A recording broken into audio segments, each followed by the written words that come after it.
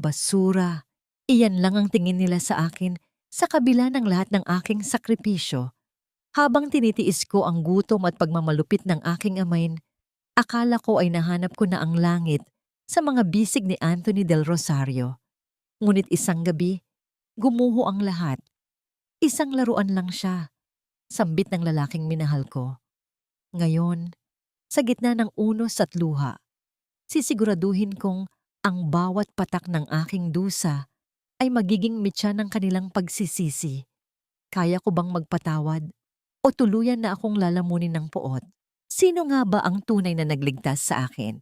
Huwag mong kalimutan ang iyong lugar, Anthony.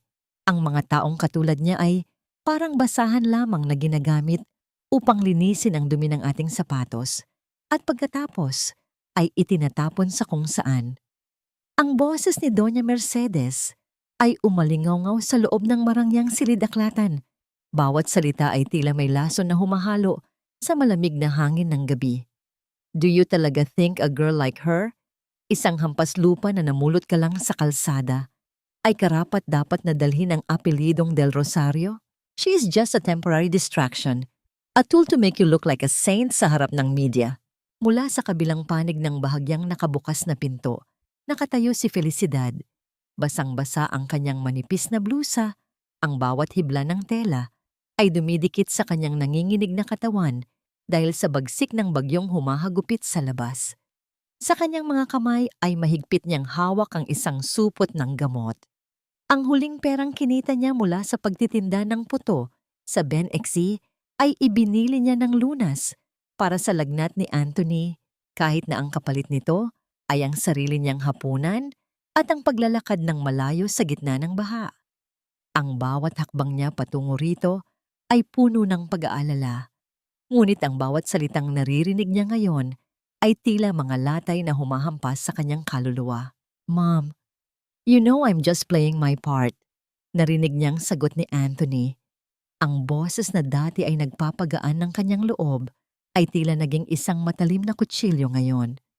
Ang pagtulong sa kanya ay mabuti para sa image ng kumpanya, lalo na't kailangan nating linisin ang mga nakaraang issue ko. Nothing more, nothing less. Isang tagabenta lang siya ng kape at puto, Mom. Hindi ko isusugal ang dangal ng pamilya natin para sa isang katulad niya. Isang matunog na tawanan ang sumunod mula kay Cassandra. Isang tunog na tila mga piraso ng basag na salamin na sumasaksak sa pandinig ni Feli. Ang init na nararamdaman niya kanina dahil sa pagtakbo ay biglang napalitan ng isang nanunuot na lamig na nagmula sa kaibuturan ng kanyang puso. Ang supot ng gamot ay dahan-dahang kumawala sa kanyang mga daliri na wala ng pakiramdam dahil sa ginawat pait. Ang pagbagsak nito sa makapal na alpombra ay hindi lumikha ng anumang ingay, ngunit sa pakiramdam ni Feli, iyon na ang huling hininga ng kanyang tiwala. Napahawak siya sa kanyang dibdib, sinusubukang pigilin ang hikbi na nais kumawala sa kanyang lalamunan. Ang bawat tibok ng kanyang puso ay tila isang mabigat na hampas ng martilyo sa kanyang pagkatao, mabilis at masakit. Sa loob ng madilim na pasilyo, tanging ang sarili niyang hininga na tila kinakapos ang kanyang nararamdaman. Hinanap ng kanyang kamay ang maliit at kupas na rosaryo sa loob ng kanyang bulsa, ang tanging alaala ng kanyang yumaong ina na nagturo sa kanya ng pagpapakumbaba. Ang bawat butil nito ay kanyang pinisil ng buong lakas hanggang sa bumaon ang mga ito sa kanyang balat. Tila doon lamang siya makakakuha ng kapirasong lakas upang hindi tuluyang bumagsak sa sahig. Bakit ang taong itinuring niyang langit ay siya ring maglulubog sa kanya sa putik ng kahihiyan? Ang lahat ba ng mga haplos sa kanyang buhok at mga pangako ng proteksyon ay bahagi lamang ng isang malaking dula para sa mga kamera? Sa gitna ng dilim, ang kanyang mga luha ay nagsimulang dumaloy, mainit at masagana, kabaligtaran ng malamig na ulan na nananatili sa kanyang balat. Ang kanyang dignidad na pilit niyang pinangalagaan sa kabila ng pagmamalupit ng kanyang amain, ay tila tinapakan at dinuraan sa loob lamang ng ilang sandali ng mga taong akala niya ay kabilang sa kanyang bagong mundo. narinig niya ang marahang paggalaw ng hawakan ng pinto. Ang liwanag mula sa loob ng silid ay dahan-dahang gumuhit sa madilim na sahig ng pasilyo.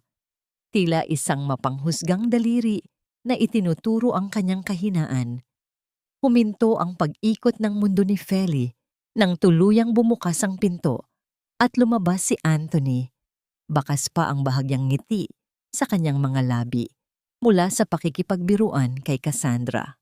Ngunit ang kislap sa kanyang mga mata ay biglang napawi ng mamataan niya ang isang aninuno na nakatayo sa dilim, basang-basa, nangangatog, at tila isang lantang bulaklak na nawalan na ng pag-asang masilayan ng araw. Nagtagpo ang kanilang mga mata sa gitna ng katahimikan. Ang mga mata ni Anthony ay puno ng gulat at biglang takot, habang ang mga mata ni Feli ay nagsusumigaw ng lahat ng sakit, pagkabigo, at pagkamuhi na hindi kayang bigkasin ng anumang wika. Sa pagitan nila ay ang supot ng gamot na nakahiga sa sahig, isang piping saksi sa isang sakripisyong binaliwala at rinirespeto lamang bilang isang laro. Feli, kanina ka pa ba riyan? Ang tanging nasambit ni Anthony, ang kanyang boses ay nangangatal na tila naghahanap ng paraan upang bawiin ang mga salitang binitawan niya kanina. Hindi sumagot si Feli. Tumingin siya sa gamot na nasa sahig, pagkatapos ay muling tumitig sa lalaking minahal niya nang higit pa sa kanyang sarili. Sa sandaling iyon, ang katahimikan ni Feli ay mas nakakabingi kaysa sa anumang sigaw. Alam niya sa kanyang sarili na ang felisidad na naniwala sa mga himala ay tuluyan ng namatay sa gabing ito. Hanggang kailan nga ba kayang magtiis ng isang pusong tinuring na basura sa gitna ng isang palasyong gawa sa kasinungalingan? Hindi nakuhang gumalaw ni Anthony habang pinapanood ang bawat butil ng tubig na pumapatak mula sa buhok ni Feli patungo sa mamahaling alpombra. Ang katahimikan sa pagitan nila ay tila isang pader na unti-unting lumalaki, punong-puno ng mga salitang hindi na mababawi. Sinubukan ni Anthony na humakbang patungo sa dalaga. Ang kanyang kamay ay bahagyang nakaangat, na tila nais amuin ng isang nasaktang hayop, ngunit mabilis na umatras si Feli. Ang bawat pag-atras ng dalaga ay isang malinaw na mensahe. Ang espasyong namamagitan sa kanila ngayon ay hindi na lamang pisikal, kundi isang bangin ng pagkakaiba ng antas at dangal. Feli, let me explain. Hindi mo naintindihan ang context ng sinasabi ko. Ang boses ni Anthony ay mahina. Bakas ang pag-aalinlangan. Ngunit bago pa man siya makalapit, lumabas na rin si Doña Mercedes mula sa silid-aklatan. Ang kanyang marangyang robe ay sumasayad sa sahig, habang ang kanyang mukha ay nababalutan ng isang mapang-aping ngiti. Tumingin ang matanda sa basang sahig at pagkatapos ay kay Feli, na tila ba isang maduming basahan ang nasa harap niya. Look at the mess you've made, Hija. Ang dumi na ng hallway, wika ni Doña Mercedes sa isang mahinahong tono na mas masakit pa kaysa sa sampal. You see, Anthony, ito ang sinasabi ko. No matter how much we try to help her, she will always bring the street into this house. Hija, you should be grateful na pinatuloy ka pa rin namin dito pagkatapos ng lahat ng ginawa ni Anthony para sa'yo. Huwag mong kalimutan na kung wala ang anak ko, baka hanggang ngayon ay natutulog ka pa rin sa ilalim ng tulay, o kaya ay ipinagpapalit na ang iyong dangal para sa isang pirasong tinapay. Ang mga salita ng matanda ay tila mga anino ng nakaraan na biglang sumulpot sa isipan ni Feli. Tila bumalik ang kanyang gunita sa madilim at mabahong eskinita ng San Lazaro, 2 taon na ang nakalilipas. Naalala niya ang mabibigat na hakbang ng kanyang amayin, si Gardo, na amoy alak at galit. Naalala niya ang boses nito na pumupunit sa gabi, nagbabantang ibebenta siya sa isang matandang mayaman upang pambayad sa utang sa sugal. Ang takot na naramdaman niya noon, ang lamig ng ulan, habang nagtatago siya sa likod ng mga lumang gulong, ay muling bumangon sa kanyang dibdib. Kaya naman, noong dumating si Anthony at inialok ang kanyang kamay, inakala ni Feli na iyon na ang sagot sa kanyang mga dasal. Naniwala siya sa utang na loob. Akala niya ay kailangan niyang ialay ang kanyang buong buhay at katapatan dahil iniligtas siya nito mula sa impyerno. Ngunit habang nakatayo siya ngayon sa harap ng mag-inang Del Rosario, napagtanto niya ang isang masakit na katotohanan. Lumipat lang pala siya mula sa isang uri ng kulungan patungo sa isa pa. Ang kulungan sa San Lazaro ay gawa sa bakal at karahasan, samantalang ang kulungan dito sa mansyon ay gawa sa ginto at mapanirang kabutihang loob. Dahan-dahang yumuko si Feli, kinuha ang supot ng gamot na nasa sahig at iniabot ito kay Anthony nang hindi tumitingin sa kanyang mga mata. Ang kanyang mga kamay ay nanginginig pa rin, ngunit ang kanyang boses, bagamat mahina, ay may taglay na bagong uri ng tigas. Inumin niyo po ang gamot na ito, Sir Anthony, para po hindi lumala ang lagnat niyo. Pagkatapos po nito, hindi na po ako magiging abala sa image ng pamilya niyo. Hindi na hinintay ni Feli ang sagot ng lalaki. Mabilis siyang tumalikod at naglakad patungo sa maliliit na silid sa likod ng mansyon kung saan nakalagak ang mga katulong. Bawat hakbang niya ay tila pagpunit sa kanyang sariling puso. Pagpasok niya sa kanyang maliit na silid, sinarado niya ang pinto at sumandal dito, hinahayaang tuluyang bumagsak ang kanyang katawan sa sahig. Ang katahimikan ng gabi ay nabasag lamang ng tunog ng ulan na humahampas sa bubong, isang malungkot na oyayay para sa kanyang nagdurugong damdamin. Nang dahan-dahan niyang hubarin ang kanyang basang blusa, naramdaman niya ang pagyanig ng kanyang lumang telepono sa ibabaw ng maliit na mesa. Sa gitna ng kadiliman, ang liwanag ng screen ay tila isang nanunuring mata. Walang pangalan ang tumitira sa screen, isang serye lamang ng mga numero na hindi pamilyar, ngunit naghatid ng matinding kaba sa kanyang sistema. Nanginginig ang kanyang daliri nang pindutin niya ang sagot. Sa kabilang linya, ang unang narinig niya ay ang tunog ng isang malalim at paos na paghinga na sinundan ng isang boses na matagal na niyang pinipilit kalimutan sa kanyang mga panaginip. Isang boses na nagmula sa madilim na bahagi ng kanyang kahapon sa San Lazaro. Akala mo ba ay madali kang makakatakas sa akin, Felicidad? Kahit saang mansyon ka pa magtago, alam ko kung nasaan ka. Malaki ang utang mo sa akin at oras na para bayaran mo yon. O baka gusto mong ako mismo ang pumunta riyan para kunin ang nararapat sa akin. Nabitawan ni Feli ang telepono. Ang tunog nito sa sahig ay tila hudyat ng pagbabalik ng isang bangungot na akala niya ay tapos na. Sa gitna ng pambabalewala ni Anthony at ng pagmamalupit ni Doña Mercedes, ngayon ay kailangan din niyang harapin ang multong muling nahanap ang kanyang kinaroroonan. Sino ang tunay niyang kakampi? At saang sulok ng mundo siya kukuha ng lakas? Kung ang taong inasahan niyang magliligtas sa kanya ang siya ring unang nagkanulo sa kanyang tiwala.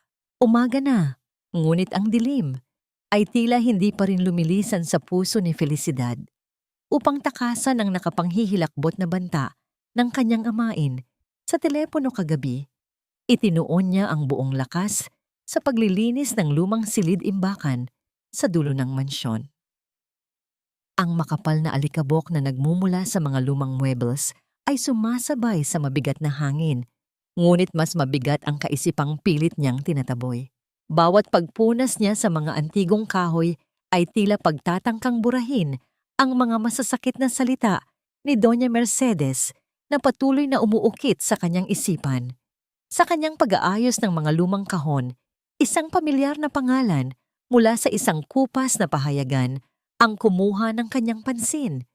Ang marahang paghaplos ng kanyang mga daliri sa magaspang na papel ay nagdala sa kanya sa isang katotohanang matagal nang ibinaon ng pamilya Del Rosario. Sa ilalim ng malabong liwanag ng bumbilya, binasa niya ang mga nakalimbag na salita. Hindi lamang isa, kundi maraming artikulo ang naglalaman ng mga mukha ng iba't ibang babae, mga babaeng mayayaman, magaganda at kilala sa lipunan, na iniwan at sinaktan ng nag-iisang tagapagmana ng mga Del Rosario. Ang prinsipe ng mga basag na puso. Iyon ang bansag ng isang artikulo kay Anthony. Sa bawat pahinang kanyang inililipat, unti-unting napupunit ang maskara ng kabutihang loob na nakita niya sa lalaki. Napagtanto ni Feli na hindi siya espesyal. Siya ay isa lamang karagdagang pangalan sa mahabang listahan ng mga babaeng ginamit at itinapon, isang abang kasangkapan upang linisin ang nabahiran ng reputasyon ng lalaking inakala niyang tagapagligtas niya.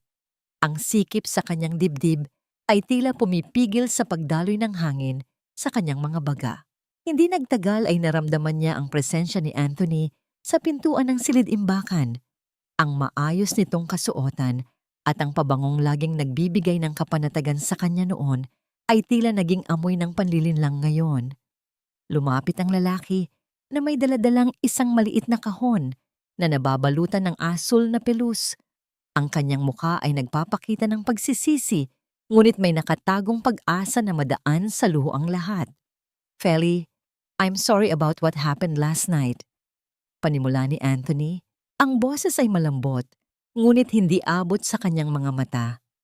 You know how mom can be. Naging padalos-dalos ako sa mga sinabi ko kay Cassandra para lang matapos ang usapan. To make it up to you, I bought you this necklace. Gusto kong malaman mo na mahalaga ka sa akin. Binuksan ng lalaki ang kahon, naglalantad ng isang kumikinang na kwintas na diamante na kayang bumili ng isang buong buhay ng kaginhawaan. Ngunit sa halip na masiyahan, naramdaman ni Feli ang isang matinding paglamig ng kanyang sikmura. Tiningnan niya ang alahas, pagkatapos ay itinaas ang kanyang paningin patungo sa mga mata ng lalaki. Nakita niya rito ang parehong taktika na ginamit nito sa mga babaeng nasa pahayagan. Ginto kapalit ng katahimikan, mamahaling bato kapalit ng sirang dignidad. Dahan-dahang umatras si Feli. Ang kanyang mga kamay ay nananatiling nakayuko sa kanyang gilid, mahigpit na nakakuyom upang pigilan ang panginginig. Hindi ko po kailangan ng ginto, Sir Anthony. Ang kanyang boses ay mahina, subalit may panginginig ng paninindigan. Ang inalok ko po sa inyo noong iniligtas niyo ako ay ang tapat kong paglilingkod at pasasalamat. Hindi po nabibili ng kahit anong alahas ang tiwala na winasak niyo kagabi. Bakas ang gulat sa mukha ni Anthony. Sanay siya sa mga babaeng madaling amuin ng mamahaling regalo. Ngunit sa harap niya ay isang babaeng walang-wala sa buhay na mas pinili ang kanyang dangal kaysa sa kayamanan. Ibinaba ni Anthony ang kahon sa ibabaw ng lumang mesa, hindi makahanap ng mga salitang isasagot sa katotohanang isinampal sa kanya ng isang hamak na tindera ng puto. Tinalikuran siya ni Feli at nagpatuloy sa paglalakad palabas ng silid. Alam ng dalaga na ang bawat pagtanggi niya ay lalong maglalayo sa kanya sa ginhawang matagal niyang pinangarap, ngunit mas pipiliin pa niyang bumalik sa pagtitiis kaysa maging isang manika sa loob ng isang ginintuang hawla. Pagsapit ng malalim na gabi, hindi pa rin dalawin ng antok si Feli. Ang panganib ng pagbabalik ng kanyang amain at ang sakit ng pagtataksil ni Anthony ay nag-uunahan sa kanyang isipan. Tumayo siya upang isara ang bintana ng kanyang maliit na silid na nakaharap sa malawak na hardin ng mansyon. Sa paghawi niya ng kurtina, nahagip ng kanyang paningin ang isang figura sa gitna ng mga puno. Naroon si Anthony sa ilalim ng malamlam na liwanag ng buwan, ngunit hindi siya nag-iisa. May isang babaeng nakatayo sa kanyang harapan. Ang mga balikat nito ay mahigpit na nanginginig sa matinding paghihinagpis. Pinunasan ni Anthony ang mga luhang kumikinang sa pisngi ng estranghera. Ang kanyang mga galaw ay puno ng pag-iingat at pamilyar na lambing, ang parehong lambing na ipinakita niya kay Feli noon. Napahawak si Feli sa malamig na sementong pasimano ng bintana, habang ang isang katanungan ay muling sumugat sa kanyang pusong pagod na, sino ang babaeng iyon at ilang buhay pa ba ang sinira ng taong minsan niyang tinawag na tagapagligtas? Kinaumagahan, bago pa man sumikat ang araw, nasa kusina na si Feli upang panandali ang takasan ang bigat ng mga pangyayari kagabi. Ang pananakot ng kanyang amain, ang pagtanggi niya sa mamahaling alahas ni Anthony, at ang misteryosong babaeng nakita niya sa hardin na patuloy na bumabagabag sa kanyang isipan. Ibinaling niya ang kanyang pansin sa nag-iisang bagay na nagbibigay sa kanya ng kapayapaan. Naghanda siya ng mga sangkap para gumawa ng puto at kape. Ang pamilyar na amoy ng pinasingaw na galapong at mainit na sabaw ng kape ay tila isang mainit na yakap mula sa kanyang nakaraan. Ito ang kanyang pinagmulan, ang marangal na trabaho na bumuhay sa kanya sa San Lazaro bago pa man siya mapadpad sa ginintuang hawlang ito ng mga Del Rosario. Habang maingat niyang inaayos ang mga bagong lutong kakanin sa isang malaking bandehado, naramdaman niya ang isang mainit na palad na dumampi sa kanyang balikat. Paglingon niya, nakita niya ang malambot na ngiti ni Nanay Susing, ang matandang kusinera ng mansyon na itinuturing na niyang pangalawang ina. Sa gitna ng malamig at mapanghusgang mga pader ng bahay na ito, ang mga kulubot na mata ni Nanay Susing ang tanging nagpapakita ng tunay na kalinga para sa kanya. Ipinunas ng matanda ang mga luhang nagbabadyang tumulo mula sa mga mata ni Feli gamit ang kanyang magaspang ngunit magiliw na hinlalaki. Hindi na kailangan ng mga salita. Nauunawaan ng matanda ang piping pagdurusa ng dalaga.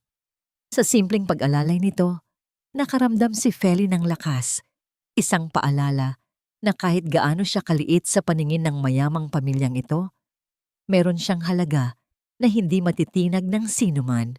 Ngunit ang maikling sandali ng kapayapaan ay madaling naglaho nang bumukas ang malaking pinto ng kusina.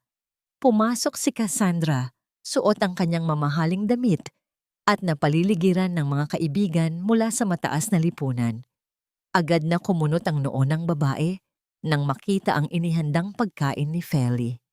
Tiningnan niya ang mga puto na tila ba mga insekto itong nakadapo sa malinis na mesa ng mansyon. Sa isang malamig at matalim na boses, sinabi ni Cassandra na hindi nararapat ihain ang ganoong klaseng murang pagkain sa kanyang mga bisita na may pinong panlasa. Upang patunayan ang kanyang punto, marahas niyang itinulak ang bandehado. Ang mga pinaghirapang lutuin ni Feli ay nagkalat sa sahig. Ang mga puting kakanin ay nadurog at nahaluan ng alikabok, kasabay ng pilit na pagtawa ng mga kasama ni Cassandra na tila ba isang nakakaaliw na panoorin ang pagwasak sa dangal ng ibang tao. Napakuyom ang mga palad ni Feli. Ang kanyang mga kuko ay bumaon sa kanyang sariling balat upang pigilan ang sariling lumaban o umiyak sa harap nila. Subalit bago pa man siya makapagsalita, dumating si Doña Mercedes. Imbes na sawayin si Cassandra, ang matanda ay ngumiti ng isang mapanuyang ngiti at sinabing ang nararapat lamang na lugar para sa isang hamak na tindera ng kakanin ay ang magsilbi bilang isang abang utusan. Sa harap ng maraming panauhin, inutusan ni Mercedes si Feli na linisin ang kalat sa sahig habang nakaluhod at pagkatapos ay magpalit ng uniforme ng katulong upang tagapag-abot ng mga inumin sa gaganaping piging. Walang magawa si Feli kundi sundin ang utos. Unti-unting yuyuko habang ang kanyang puso ay tahimik na sumisigaw ng katarungan. Bawat pagpulot niya sa nadurog na puto ay isang paalala ng kanyang abang kalagayan, habang ang mga mapang-aping mata ay nakatingin sa kanya na puno ng pandidiri. Nang matapos niya ang mapanghamak na gawain, dumaan siya sa madilim na pasilyo patungo sa likod ng bahay upang itapon ang mga nasirang pagkain. Doon, sa likod ng isang makapal na kurtina, narinig niya ang mahinang boses ni Doña Mercedes na may kausap sa telepono. Ang tono ng matanda ay seryoso at may bakas ng panganib. Naguutos sa kabilang linya na siguruhing mapatahimik at hindi na muling makalapit pa ang isang lalaki mula sa San Lazaro na patuloy na humihingi ng pera kapalit ng pananahimik. Sino ang taong nais ipapatay ng Donya? At may kinalaman ba ito sa banta ng kanyang amain kagabi? Ang katanungang ito ay nagtanim ng matinding pangamba sa isipan ni Feli na nagpapahiwatig na mas malalim at mas madilim ang mga sikreto ng pamilyang ito kaysa sa inaakala niya. Bago pa man niya lubos na maproseso ang nakakabahalang usapan, tinawag siyang muli sa bulwagan upang magsilbi. Pagpasok niya roon, may daladalang tray ng mga mamahaling alak. Ang unang nakita ng kanyang mga mata ay si Anthony, nakalalabas lamang mula sa pagpapahinga. Nakita ng lalaki ang kalagayan ni Feli, nakasuot ng lumang uniforme, nakayuko, at inaalila ng mga taong patuloy na kumukutya sa kanya. Nagtagpo ang kanilang mga paningin. Umasa si Feli, kahit katiting, nalalapit ito at ipagtatanggol siya tulad ng mga ipinangako nito noong una silang magkita. Ngunit sa halip na tumayo para sa kanya, nag-iwas ng tingin si Anthony at tahimik na tumabi kay Cassandra. Hinahayaan ng babae na pulupitin ang braso nito sa kanya. Ang kawalan ng aksyon ng lalaking inakala niyang magiging sandigan niya ay ang huling patak na nagpaapaw sa pighati ni Feli. Habang ipinapasa niya ang mga baso ng alak na nanginginig ang mga kamay, isang malamig na desisyon ang unti-unting nabuo sa kanyang naghihingalong puso. Hanggang saan niya kayang tiisin ang pagtapak sa kanyang pagkatao bago niya piliing lisanin ang ginintuang palasyong ito na unti-unting pumapatay sa kanyang kaluluwa? Ang gabi ay nagdala ng panibagong pighati para kay Felicidad. Habang ang lahat ay abala sa pagliligpit mula sa marangyang piging na nag-iwan ng sugat sa kanyang pagkatao, tahimik siyang inutusan na maglinis malapit sa opisina ni Doña Mercedes. Sa kanyang pagpupunas ng mga antigong figurin, hindi sinasadyang naiwang bahagyang nakabukas ang mabigat na pinto ng lihim na silid kung saan nag-uusap ang Donya at ang pinagkakatiwalaang abogado ng pamilya. Ang mga salitang nagpalitan sa loob ay tila mga punyal na humihiwa sa ilusyon ng yaman at dangal ng mga Del Rosario. Narinig ni Feli, ng buong linaw at walang alinlangan, ang utos ni Mercedes na ilipat ang malaking pondo mula sa charitable foundation ni Anthony patungo sa kanilang mga pansariling bank account. Ang pondong dapat sana ay gagamitin para sa mga biktima ng pang-aabuso at mga walang tirahan ay gagamitin pala upang takpan ang patong-patong na utang ng pamilya at mapanatili ang kanilang huwad na estado sa mataas na lipunan. Ang malamig at walang awang kalkulasyon sa boses ng matanda ay nagpasikip sa dibdib ni Feli. Lalo na't naalala niya ang mga inosenteng mukha ng mga taong umaasa sa tulong ng foundation na yon. Hindi nag-atubili si Feli. Taglay ang kapirasong tapang na natitira sa kanyang puso. Dali-dali siyang nagtungo sa silid ni Anthony upang ipaalam ang nagaganap na pagnanakaw sa loob mismo ng kanyang tahanan. Naabutan niya ang lalaki na nakatayo sa harap ng malaking bintana, tila pagod at may malalim na iniisip. Sa nanginginig ngunit buong tapang na boses, isinalaysay ni Feli ang lahat ng kanyang narinig mula sa usapan ng Donya. Umasa siya na. Kahit minsan, bubuksan ni Anthony ang kanyang mga mata sa katotohanan at ipagtatanggol ang mga taong nangangailangan. Ngunit imbes na magulat o magalit sa kanyang ina, isang malamig at mapanghusgang titig ang iginanti ng lalaki kay Feli. Are you out of your mind, Feli? Nababaliw ka na ba sa mga pinagsasasabi mo? Ang boses ni Anthony ay puno ng inis at kawalang paniniwala. Iginigiit niya na baka gawa-gawa lamang ito ng dalaga dahil sa sama ng loob sa pagpapahiya ni Cassandra sa kanya kanina. Ang pagpiling iyon ni Anthony na maging bulag at ipagtanggol ang kasinungalingan ng kanyang pamilya kaysa paniwalaan ang katotohanan mula kay Feli ay tila pagpukpok ng huling pako sa kabaong ng kanilang namumuong pag-ibig. Bago pa man makasagot si Feli upang ipagtanggol ang kanyang sarili, bumukas ang pinto at pumasok si Doña Mercedes. Ang ngiti sa labi ng matanda ay tila isang makamandag na ahas na handang manuklaw anumang oras. Nakita ng matanda ang tensyon sa pagitan ng dalawa at agad na inutusan ng kanyang anak. Anthony, leave us for a moment. May kailangan lang kaming linawin ng batang ito tungkol sa kanyang lugar dito sa mansyon. Ang malumanay na utos ng Donya na agad namang sinunod ng lalaki ng walang pagtutol. Ang pag-alis ni Anthony at ang pagsasara ng pinto ay nag-iwan kay Feli sa isang madilim at nakakapasong presensya ng tunay na halimaw ng pamilyang yon. Lumapit si Mercedes hanggang sa maamoy ni Feli ang mamahaling pabango nito na may halong panganib at panlilinlang. Walang pag-aalinlangan at may bakas ng pagmamalaki, tahasang inamin ng matanda na totoo ang mga narinig ng dalaga at idinagdag pa na ang mga taong katulad nila ang nagdidikta ng batas sa mundong ito, kaya walang sino man ang maniniwala sa isang tinderang taga San Lazaro. At doon, ibinagsak ng Donya ang kanyang pinakamalupit na banta.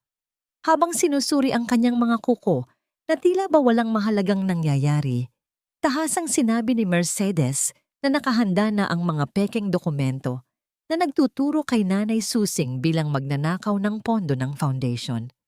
Alam ko kung gaano mo kamahal ang matandang kusinera na yon. Siya na lang ang itinuturing mong pamilya, hindi ba? Isang salita ko lang sa mga pulis. Buong buhay siyang mabubulok sa isang malamig at madilim na selda. Unless, of course, you pack your cheap bags and disappear from my son's life forever. Ang bawat pantig na lumabas sa bibig ng Donya ay tila unti-unting sumasakal kay Feli. Nagnanakaw ng hanging kailangan niya upang mabuhay. Naramdaman niya ang matinding panlalamig ng kanyang buong katawan. Isang takot na hindi para sa kanyang sarili, kundi para sa tanging taong nagpakita sa kanya ng tunay na pagmamahal at pag-aaruga sa loob ng impyernong bahay na yon. Habang tinititigan niya ang walang awang mukha ni Doña Mercedes na puno ng kasamaan, isang mapait na katanungan ang umalingaw-ngaw sa nagdurugong isipan ni Feli. Handa ba siyang isakripisyo ang kanyang sariling puso at tahimik na lumisan pabalik sa kawalan para lamang iligtas ang buhay ng isang inosenteng matanda mula sa kuko ng mga Diyos-Diyosan ng yaman at kapangyarihan? Ang malamig na hangin ng madaling araw ay pumapasok mula sa awang ng bintana, yumayakap sa nanginginig na balikat ni Felicidad. Bawat patak ng luha na naglalandas sa kanyang pisngi ay nag-iiwan ng paso ng matinding kabiguan. Nasa harap niya ngayon ang isang maliit at kupas na bag na naglalaman lamang ng kanyang mga lumang damit na dala niya mula sa San Lazaro. Tiningnan niya ang mamahaling aparador kung saan nakasabit ang mga magagarang bestida na ibinigay ni Anthony.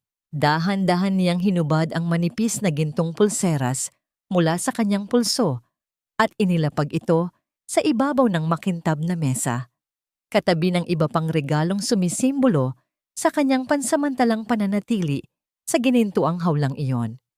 Wala siyang dadalhin ni isang sentimo mula sa pamilyang nagturing sa kanya bilang basura. Ang pagpiling umalis ay hindi na lamang tungkol sa kanyang pagmamalaki. Ito na ang tanging paraan upang iligtas ang kalayaan at buhay ni Nanay Susing mula sa malupit at makasariling plano ni Doña Mercedes. Kumuha siya ng isang pirasong papel at panulat.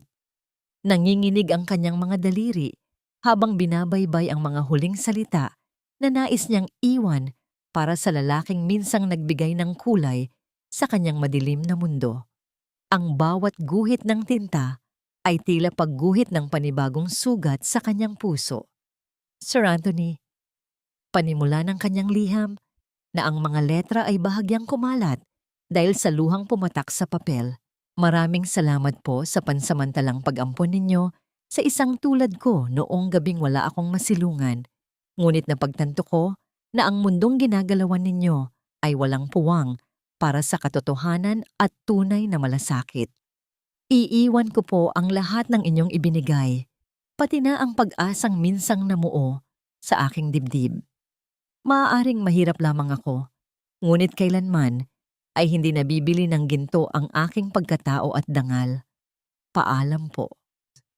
Inilagay niya ang nakatiklop na papel sa ilalim ng gintong pulseras, isang piping saksi sa pagtatapos ng isang panaginip na unti-unting naging isang nakakasakal na bangungot. Isinukbit ni Feli ang kanyang lumang bag sa kanyang balikat. Tahimik siyang naglakad palabas ng kanyang maliit na silid, maingat na iniiwasang makalikha ng anumang ingay na maaaring makapukaw sa mga natutulog na tauhan ng mansyon. Pagdaan niya sa tapat ng kusina, panandalian siyang huminto at nagpadala ng isang tahimik na panalangin ng pasasalamat at pamamaalam para kay Nanay Susing. Sa paglabas niya ng bahay, sinalubong siya ng makapal na hamog at mahinang ambon. Ang paglapag ng mga butil ng tubig sa mga dahon ng puno ay tila isang malungkot na himig na sumasabay sa kanyang paglisan. Bawat paghakbang niya papalayo sa malaking tarangkahan ng mga Del Rosario ay tila pagbunot ng isang nakabaong tinik sa kanyang dibdib. Ngunit ang naiwang sugat ay patuloy pa ring nagdurugo at nag-iiwan ng matinding kirot sa kanyang buong pagkatao. Naglakad si Feli sa kahabaan ng madilim at mapanglaw na kalsada na nagdudugtong sa eksklusibong subdibisyon palabas patungo sa pampublikong highway. Wala siyang tiyak na patutunguhan at wala siyang natirang pera pamasahe. Ang mahalaga lamang ay makalayo siya ng husto sa mapanirang anino ni Doña Mercedes. Ngunit habang nilalabanan niya ang panginginig ng kanyang katawan dahil sa malamig na ambon at sa pagod ng kanyang kaluluwa, isang matalim na liwanag mula sa likuran ang biglang bumasag sa dilim ng gabi. Lumingon si Feli at nakita ang dalawang nagliliyab na ilaw ng isang sasakyan na humaharurot palapit sa kanya. Ang pag-ilaw nito ay tila isang nagagalit na mata ng halimaw sa gitna ng kawalan. Ang bilis ng pag-usad ng sasakyan ay nagpapahiwatig ng walang anumang intensyong huminto o umiwas sa kanyang direksyon. Nanigas ang buong katawan ng dalaga. Tila umurong ang lahat ng dugo mula sa kanyang mukha pababa sa kanyang mga paa habang ang nakakapasong liwanag ng sasakyan ay tuluyan ng bumalot sa kanyang paningin. Sa iisang sandali, bago ang napipintong pagbangga, isang malamig na katanungan ang bumalot sa kanyang nanlalamig na isipan. Dito na ba tuluyang magtatapos ang lahat ng kanyang paghihirap? At ito na ba ang huling kabayaran sa kanyang pag-asam ng kapayapaan? Ang nakakapasong liwanag ng paparating na sasakyan ay tila naging isang malaking pader na walang puwang para sa pagtakas. Ipinikit ni Felicidad ang kanyang mga mata, tinatanggap ang malupit na katapusan ng kanyang paghihirap nang walang anumang pagtutol. Ngunit sa huling bahagya ng segundo bago ang inaasahang sakuna, isang malakas na braso ang biglang pumulupot sa kanyang baywang. Buong lakas siyang inihagis patungo sa basang damuhan sa gilid ng kalsada. Ang marahas na pagbangga ng humaharurot na bakal laban sa isang walang laban na katawan ay nagdulot ng isang nakakikilabot na pagyanig sa hangin. Isang pangyayari na tila nagpahinto sa paglipas ng oras. Ang sasakyang yon ay hindi man lang bumagal upang tingnan ang kanyang nasagasaan. Nagpatuloy lamang ito hanggang sa tuluyang lamunin ng makapal na hamog ang mga mapupulang ilaw nito sa likuran. Sa gitna ng kanyang pagkahilo at manhid na pananakit ng katawan dahil sa pagkakabagsak, dahan-dahang iminulat ni Feli ang kanyang mga mata. Sa gitna ng malamlam na kalsada na patuloy na pinapatakan ng ambon, nakita niya ang isang figurang nakahandusay, walang malay at tila inabandona ng tadhana. Nanginginig ang buong sistema ni Feli. Ang kanyang mga tuhod ay halos hindi na makatayong, pilit siyang gumagapang patungo sa katawan. Nang aninagin niya ang mukha sa ilalim ng madilim na langit, tila huminto ang tibok ng kanyang sariling puso. Si Anthony, ang lalaking iniwan niya ilang oras lamang ang nakalipas dahil sa sakit, galit at kawalan ng pag-asa, ay nakahandusay ngayon sa kanyang harapan. Ang puting polos na palaging suot ni Anthony ay dahan-dahang kinukulayan ng madilim na pula, habang ang malakas na ulan ay patuloy na naghuhugas sa sementadong kalsada. Biglang nagdugtong-dugtong sa isip ni Feli ang lahat. Nabasa ni Anthony ang liham na iniwan niya. Hindi ito nagatubiling sumunod sa kanya sa gitna ng mabagyong gabi. Handang harapin ang anumang panganib upang hindi siya tuluyang mawala. At sa huli, isinugal nito ang sariling buhay upang iligtas siya. Napaluhod si Feli sa tabi niya. Nanginginig ang buong katawan. Maingat niyang niyakap ang malamig at nangihinang katawan ng lalaki habang patuloy ang pag-agos ng kanyang mga luha. Sa unang pagkakataon, lubos niyang naunawaan kung gaano siya kamahal ni Anthony. Isang pag-ibig na handang magbayad ng pinakamataas na halaga para lamang mailigtas siya. Ang kanyang mga luha ay nag-uunahan sa pagpatak. Tahimik na nakikiusap sa langit na huwag bawiin ang buhay ng taong ito sa kabila ng lahat ng sakit na idinulot nito sa kanya. Ang nakasisilaw na puting ilaw at ang amoy ng matapang na gamot sa pasilyo ng ospital ay hindi nakabawas sa matinding takot na bumabalot sa kaluluwa ni Feli. Nakaupo siya sa malamig na sementong upuan sa labas ng emergency room. Basang-basa pa rin ang kanyang mga damit at nakatitig sa kawalan na mahigpit na nakabalot sa sariling mga braso. Hindi nagtagal ay dumating si Doña Mercedes. Ang muka ay nababakas, ang matinding pag-aalala na agad na palitan ng umaapaw na puot nang makita ang dalaga. Walang ano-ano'y dumapo ang isang napakalakas na palad sa pisngi ni Feli. Ang paghampas nito ay nag-iwan ng matinding kirot at pagkahilos sa kanyang pagkatao. Hinawakan ng matanda ang kanyang braso nang napakahigpit hanggang sa mabaon ang mga kuko nito sa kanyang balat. Isinisisi sa kanya ang malagim na sinapit ng nag-iisang tagapagmana ng mga Del Rosario. Tinanggap lamang ni Feli ang lahat ng panunumbat at pagkutya ng walang anumang pagtutol. Dahil sa kaibuturan ng kanyang puso, pakiramdam niya ay siya nga ang may kasalanan kung bakit nakikipaglaban ngayon kay kamatayan. Ang kaisa-isang lalaking tunay na inibig niya. Lumipas ang ilang oras na tila mga habambuhay na pagdurusa bago lumabas ang doktor. Upang ibalita na ligtas na sa bingit ng kamatayan si Anthony. Subalit, ang malakas na pagkakapokpok ng kanyang ulo ay maaring nag-iwan ng malalim na pinsala. Nang makahanap ng pagkakataon na walang bantay, pumasok si Feli sa loob ng tahimik na silid kung saan inilipat si Anthony. Ang walang tigil at pantay na ritmo ng makina na nagbabantay sa kanyang tibok ng puso ay ang tanging sumisira sa nakabibinging katahimikan ng 4 na sulok na yon. Dahan-dahang lumapit si Feli sa gilid ng kama. Ang kanyang nanginginig na kamay ay umabot upang marahang haplusin ang mga daliri ng lalaking puno ng mga gasgas. Sa sandaling iyon, bahagyang gumalaw ang mga talukap ng mata ni Anthony. Unti-unti nitong ibinuka ang kanyang paningin, sumalubong sa mga luhaang mata ni Feli na nag-uumapaw sa pag-asa at pananabik. Inaasahan ni Feli ang isang pamilyar na ngiti, isang hawak ng pagkilala, o kahit isang salita ng paghingi ng tawad pagkatapos ng lahat ng nangyari. Ngunit ang mga mata ni Anthony ay nanatiling blanko, walang anumang bakas ng init, pagkilala o emosyon na minsang nag-ugnay sa kanilang dalawa. Tiningnan ng lalaki si Feli mula ulo hanggang paa. Ang kanyang noo ay kumunot na tila naguguluhan. Bago niya binitawan ang mga salitang tuluyang nagpadurog sa natitirang piraso ng puso ng dalaga. Sino ka? Bakit ka narito? Huwag kang masyadong lumapit sa kanya.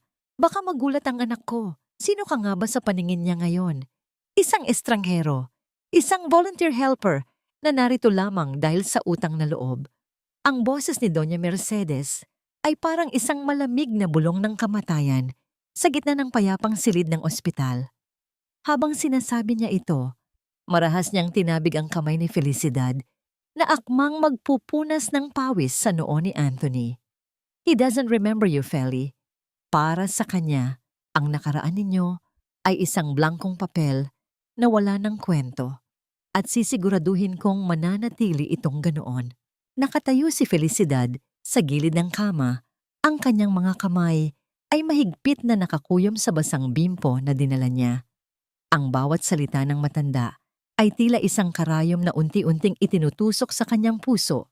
Dahan-dahan, ngunit malalim ang sugat. Tiningnan niya si Anthony na nakasandal sa mga mapuputing unan.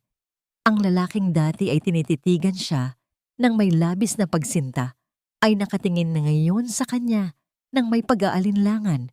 Tila ba isa siyang ligaw na anino na pumasok sa kanyang pribadong mundo. Ang kawalan ng kilala sa mga mata nito ay mas masakit pa kaysa sa anumang sampal na natanggap niya mula kay Doña Mercedes. Ang mabilis na pag-akyat ng pait sa kanyang lalamunan ay tila pumipigil sa kanyang bawat hininga. Ginagawa siyang bilanggo sa sarili niyang katawan. Pumasok si Cassandra sa silid, suot ang isang napakagandang bestida at may bitbit na mga sariwang bulaklak na ang bango ay humahalo sa amoy ng gamot sa paligid. Agad itong lumapit kay Anthony at hinawakan ng kamay nito ng may pag-aari. "Anthony, darling, how are you feeling? I was so worried about you." Wika ni Cassandra sa isang malambing na tono na tila ba sila ay matagal nang magkasintahan. Tumingin si Doña Mercedes kay Anthony at itinaas ang kanyang boses upang marinig ng lahat. "Anak, huwag kang malilito. Si Cassandra ang iyong tunay na mapapangasawa. Siya ang babaeng matagal mo nang pinaplano, napakasalan, bago ang aksidente. Itong babaeng nasa sulok, she's just a volunteer from the center. Pinayagan ko lang siyang manatili rito para magsilbi sa iyo bilang pasasalamat sa mga naitulong natin sa kanya." Nanatiling nakatitig si Feli sa sahig. Pinapanood ang bawat hibla ng alpombra habang ang kanyang mundo ay unti-unting dinudurog sa harap niya. Narinig niya ang mahinang sagot ni Anthony. Ang boses na dati ay bumubulong ng mga pangako sa kanya ay puno ngayon ng pasasalamat para kay Cassandra. "Thank you, Cassandra. Medyo naguguluhan pa ako, but your face.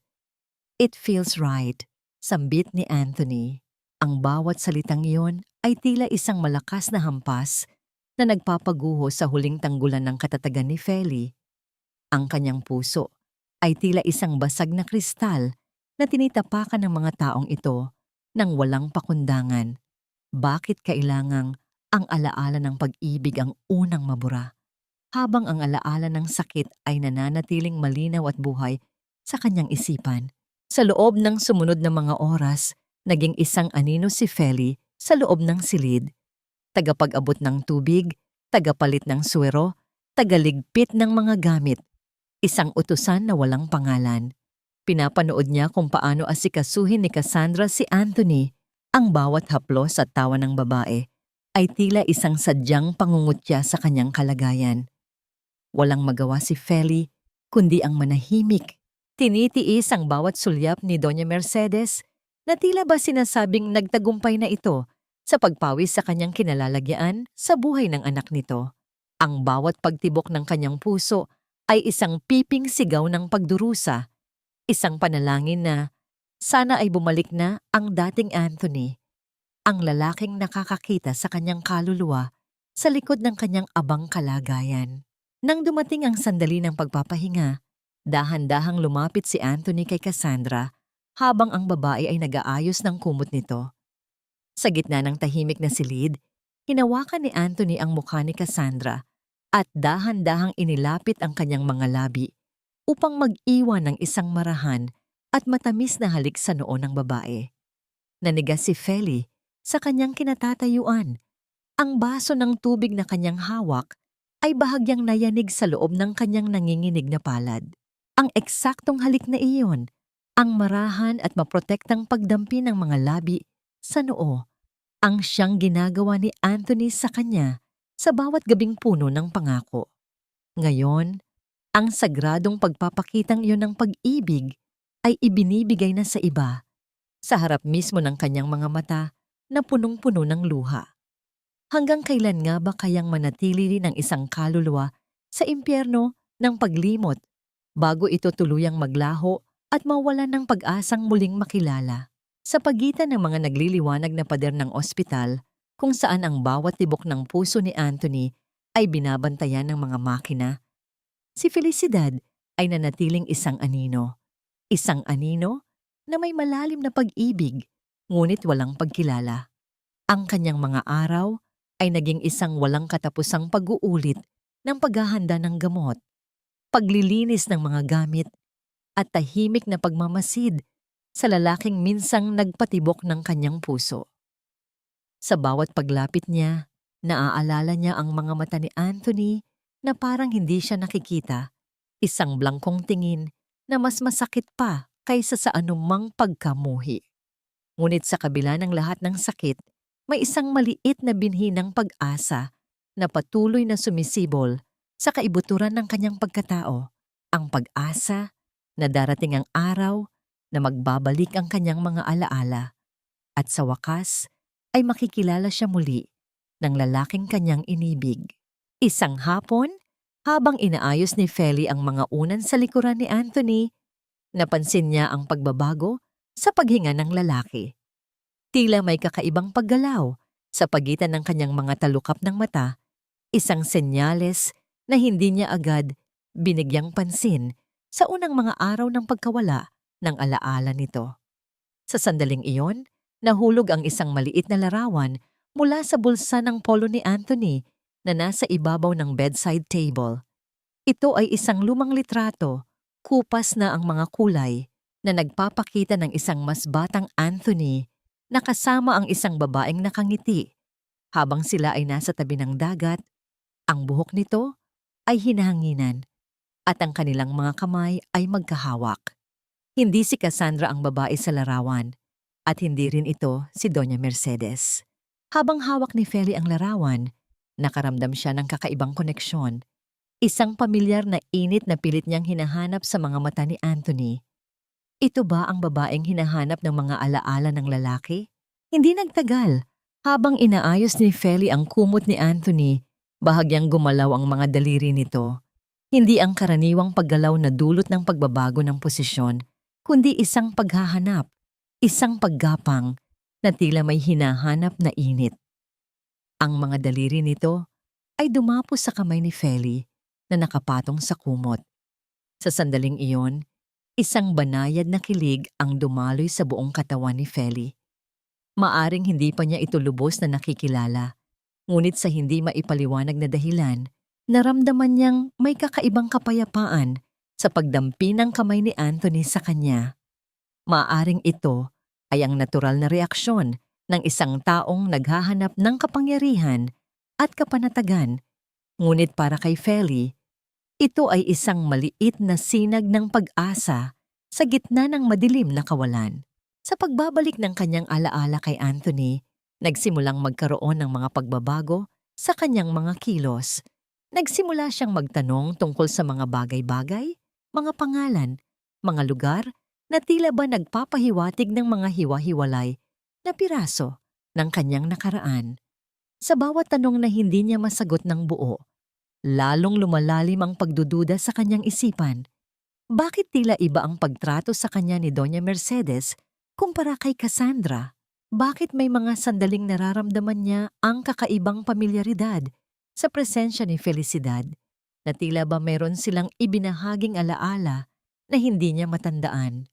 Ang mga pira-pirasong alaala na unti-unting bumabalik sa kanya ay nagiging sanhi ng pagkakabuo ng isang palaisipan na hindi niya malutas, isang bugtong na tila ba tinatago ng mga tao sa kanyang paligid. Ang dati niyang malinaw na mundo ay nababalutan na ngayon ng mga ulap ng pagdududa at pagkalito. Isang gabi, habang tahimik na nagbabasa si Feli ng isang lumang diary na nasa bedside table ni Anthony, ang diary na minsang pinagmulan ng maraming sakit, ngunit ngayon ay tila ba nagtataglay ng mga susi sa kanyang pagkakakilanlan. Isang napakalalim na buntong hininga ang narinig niya mula kay Anthony. Nakatitig ang lalaki sa kisame. Ang kanyang mga mata ay tila naglalakbay sa isang malayong lugar. May panaginip ako. Ang mahinang sambit ni Anthony. Ang kanyang tinig ay puno ng pagtataka. May babaeng umaawit sa akin sa tabi ng dagat, tahimik at malungkot.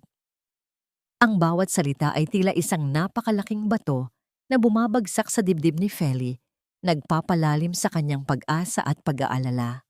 Naroon na ang alaala, ang awit sa tabi ng dagat, ang babaeng umiiyak. Ito na ba ang simula ng pagbabalik ng tunay na Anthony? Sa gitna ng malamig at tila walang katapusang pasilyo ng ospital, kung saan ang amoy ng lunas at pait ay nagahalo sa hangin, nakaupo si Felicidad sa isang sulok. Ang kanyang mga balikat ay bahagyang nakayuko, dala ang bigat ng mga pasakit na tila walang katapusan.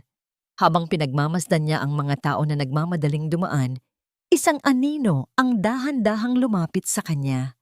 Si Mang Elias, ang matandang trooper ng mga Del Rosario na may mga matang puno ng karunungan at lihim, ay tumabi sa kanya. Ang kanyang presensya ay tila isang matibay na haligi sa gitna ng nagngangalit na bagyo.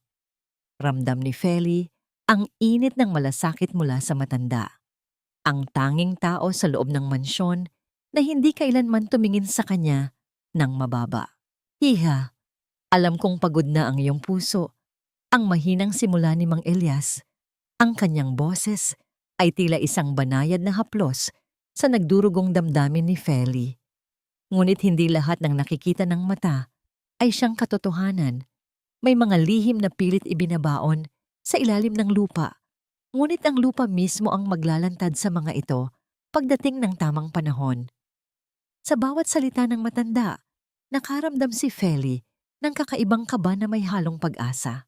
Inabot ni Mang Elias ang kanyang kamay at dahan-dahang inilagay ang isang maliit at itim na kagamitan sa palad ng dalaga. Ang marahang paglapat ng plastik at metal sa kanyang balat ay tila isang babala ng isang darating na lindol. Isang digital voice recorder. Ibinulong ni Mang Elias ang mga detalye kung paano niya nakuha ang kagamitang yon. Isang gabi, habang naghihintay siya sa loob ng sasakyan, hindi sinasadyang naiwan ang recorder sa loob ng silid kung saan nag-uusap sina Doña Mercedes at Cassandra. Naririto ang lahat, Feli, ang kanilang mga plano, ang kanilang mga kasinungalingan, at ang katotohanan tungkol sa kung paano nila minamanipula ang bawat alaala ni Sir Anthony. You have to be careful.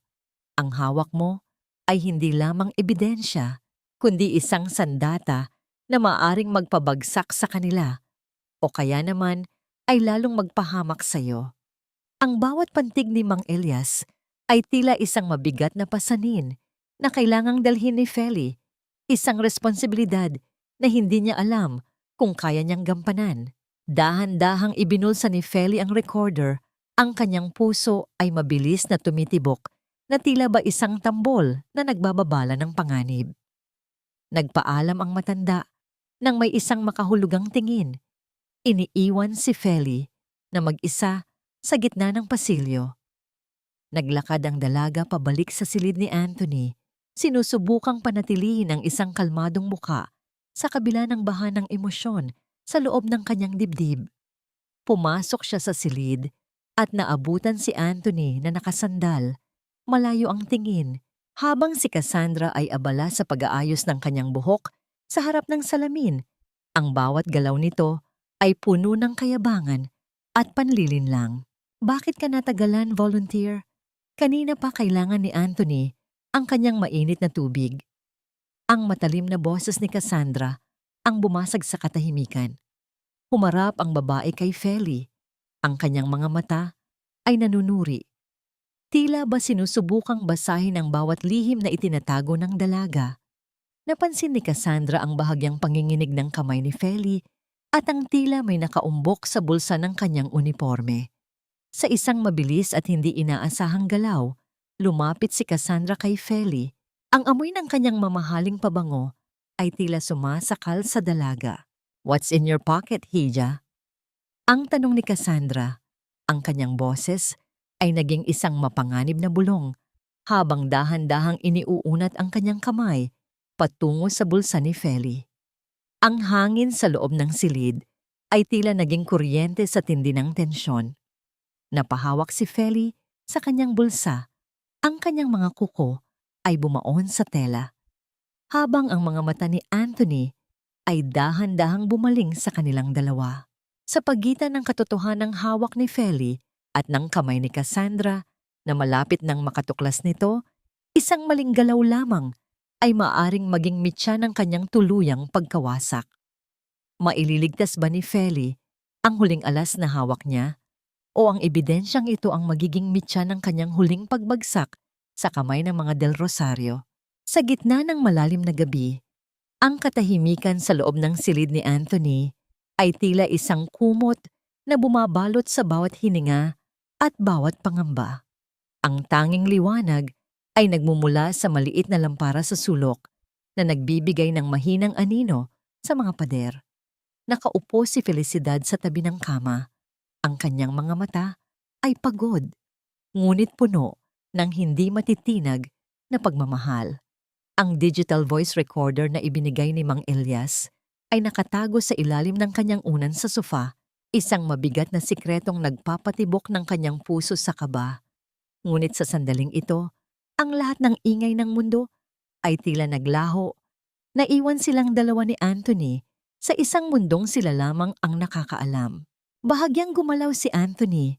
Ang kanyang mukha ay bakas ang paghihirap sa gitna ng pagtulog. Ang kanyang mga talukap ay nanginginig. Tila may mga imaheng pilit bumabalik sa kanyang isipan na hindi niya maabot. Dahan-dahang iniunat ni Feli ang kanyang kamay. Ang kanyang mga daliri ay marahang dumampi sa noo ng lalaki upang ayusin ang ilang hibla ng buhok na nakaharang sa kanyang mukha. Ang init ng balat ni Anthony ay tila isang kuryenteng gumagapang sa nanlalamig na mga daliri ni Feli, isang pamilyar na init na matagal na niyang hinahanap-hanap. Sa kabila ng lahat ng sakit at pagtataksil, ang puso ni Feli ay tila bumabalik sa dati nitong himig, isang himig ng pag-asa at tapat na pagsinta. Biglang iminulat ni Anthony ang kanyang mga mata. Sa malabong liwanag, ang kanyang paningin ay nagtagpo sa mga mata ni Feli. Walang Cassandra, walang Doña Mercedes, walang mapanghusgang mga mata ng lipunan. Ang kanyang kamay ay biglang sumunggab at humawak sa kamay ni Feli na nasa kanyang noo. Hindi ito ang hawak ng isang amo sa kanyang utusan, kundi ang hawak ng isang taong nalulunod na nakakita ng sandigan. "Huwag kang aalis." Ang mahinang bulong ni Anthony, ang kanyang boses ay paos at tila nanggagaling sa kailaliman ng kanyang kaluluwa. "Dito ka lang." Parang kapag nandito ka, tumitigil ang ingay sa loob ng ulo ko. Dahan-dahang umupo si Feli sa gilid ng kama. Ang kanyang puso ay tila isang tambol na mabilis ang pagpalo sa loob ng kanyang dibdib. Hindi niya binawi ang kanyang kamay. Sa halip, hinayaan niyang maglapat ang kanilang mga palad. Ang bawat guhit ng kanilang balat ay tila nag-uusap ng mga bagay na hindi kayang bigkasin ng bibig. Sa sandaling iyon, ang pakiramdam ng kilig ay humahalo sa pait ng pighati. Ang bawat segundo ng kanilang pagkakalapit ay tila isang mahalagang hiyas na ninanakaw nila mula sa malupit na tadhana. Inihilig ni Anthony ang kanyang ulo sa balikat ni Feli. Ang kanyang hininga ay mainit na dumadampi sa leeg ng dalaga, na nagbibigay ng isang uri ng kapayapaan na matagal nang ipinagkait sa kanila. "Sino ka ba talaga sa buhay ko?" Ang tanong ni Anthony. Ang kanyang mga mata ay nakatitig sa kawalan habang nananatiling nakasandal kay Feli. "Every time I close my eyes, nakikita ko ang ulan. Ramdam ko ang lamig, pero may isang boses na tumatawag sa akin. Isang boses na kaparehong-kapareho ng sayo." Ang bawat salitang lumalabas sa bibig ng lalaki ay tila isang matalim na karayom na tumatagos sa puso ni Feli. Nais niyang sumigaw, nais niyang sabihin ang totoo, nais niyang yakapin ito ng buong lakas at sabihing siya ang babaeng iyon. Ang babaeng iniligtas niya, ang babaeng ipinagpalit niya sa lahat. Ngunit ang banta ni Doña Mercedes ay tila isang aninong nakabantay sa bawat galaw niya. Nabalot muli ng katahimikan ng silid, ngunit ito ay isang katahimikang puno ng kahulugan. Ang dahan-dahang paggalaw ng kamay ni Anthony Upang pisilin ang mga daliri ni Feli, ay nagdulot ng isang matinding panginginig sa buong katawan ng dalaga. Sa loob ng ilang sandali, nakalimutan ni Feli ang kanyang abang kalagayan. Nakalimutan niya ang recorder at nakalimutan niya ang lahat ng banta. Ang tanging mahalaga ay ang init ng lalaking nasa kanyang piling, ang bango nito na tila isang pamilyar na tahanan. Ngunit ang kapayapaang ito ay tila isang panaginip lamang na malapit nang magwakas sa pagsapit ng umaga. Biglang napatid ang daloy ng kanilang sandali nang lumalim ang hininga ni Anthony at isang malakas na fragment ng alaala ang tumama sa kanyang isipan. Ang kanyang katawan ay biglang nanigas at ang kanyang mga mata ay lumaki sa gulat. Tumingin siya ng diretso sa mga mata ni Feli. Ang pagkilala sa kanyang paningin ay tila isang kidlat na gumuhit sa madilim na langit. Ang Benexi, ang nanginginig na sambit ni Anthony, ang kanyang tinig ay puno ng matinding emosyon. Ang ulan sa Benexi. Feli, ikaw ang nandoon. Bakit? Bakit ang sabi nila ay si Cassandra? Ang katanungang iyon ay umalingaw-ngaw sa loob ng silid, nag-iiwan kay Feli na walang magawa, kundi ang mabilaukan sa sariling mga luha. Ang pader ng kasinungalingan ay nagsisimula ng mabitak. Ngunit sa pagbabalik ng alaala, handa na ba silang harapin ang galit ng mga taong nagnanais silang paghiwalayin? Hindi nagtagal ang maikling sandali ng kapayapaan ni Felicidad dahil ang mga anino ng nakaraan ay sadyang marunong humanap ng paraan upang muling maningil.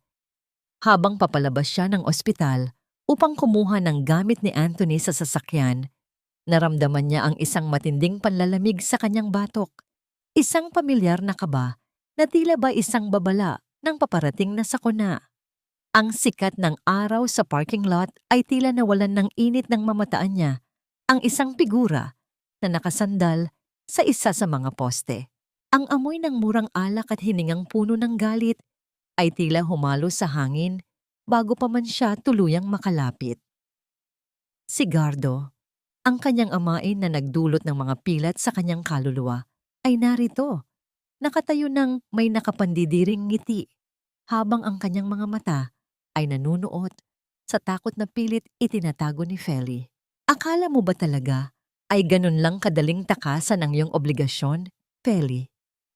Ang paos na boses ni Gardo ay tila isang maruming kalawang na kumakapit sa pandinig ng dalaga. Lumapit ang lalaki. Bawat hakbang nito sa semento ay tila isang mabigat na dagok sa katatagan ni Feli. Ipinaalam nito na ang impormasyon tungkol sa kanyang kinaroroonan ay ibinigay ng isang mabait na ginang na nais siyang mawala sa landas nito. Hindi na kailangang hulaan ni Feli kung sino ito. Ang laso ni Doña Mercedes ay umabot na hanggang sa kailaliman ng kanyang nakaraan.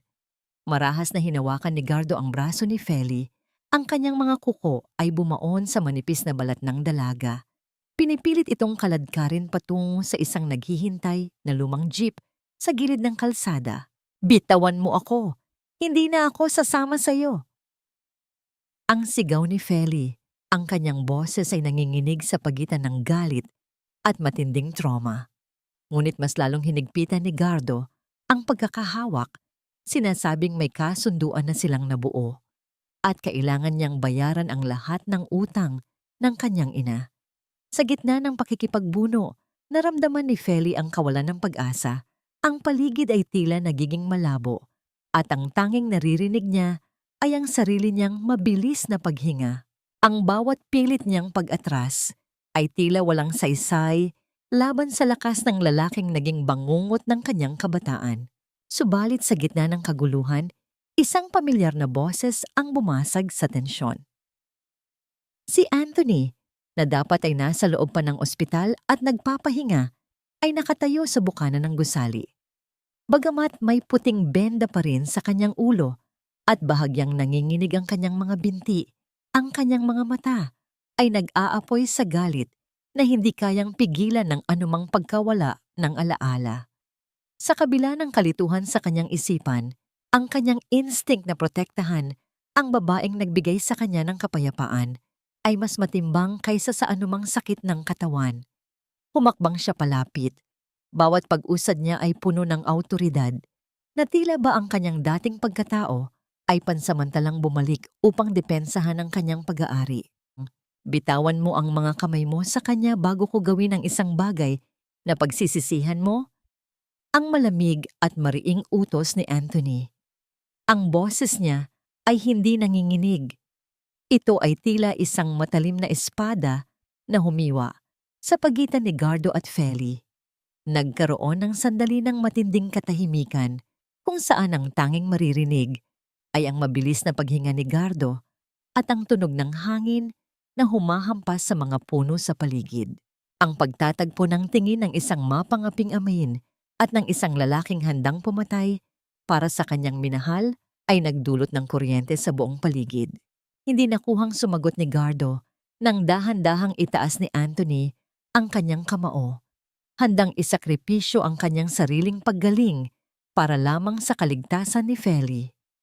Ang protektang ipinakita ni Anthony sa kabila ng hindi niya palubos na pagkilala sa lahat ng detalye ng kanilang nakaraan ay nagdulot ng isang matinding pag-iyak mula kay Feli, isang iyak ng ginhawa at pasasalamat. Ngunit habang tinititigan ni Anthony ang amain ng dalaga, isang mabilis na imahe ang muling dumaan sa kanyang isipan, isang alaala ng isang dokumento na may lagda ng kanyang ina at ng lalaking ito. Ang pader ng proteksyon ni Anthony ay maaaring naitatag na, ngunit ang lalim ng sabwatan sa pagitan ng kanyang sariling pamilya at ng demonyong ito ay nagsisimula pa lamang magpakita ng tunay na bagsik. Sa gitna ng komprontasyong ito, may sapat na lakas ba si Anthony na harapin ang katotohanan na ang sarili niyang ina ang arkitekto ng lahat ng pighati ni Felicidad. Ang katotohanan ay parang isang ligaw na anino na pilit kumakawala sa bawat sulok ng mansyon.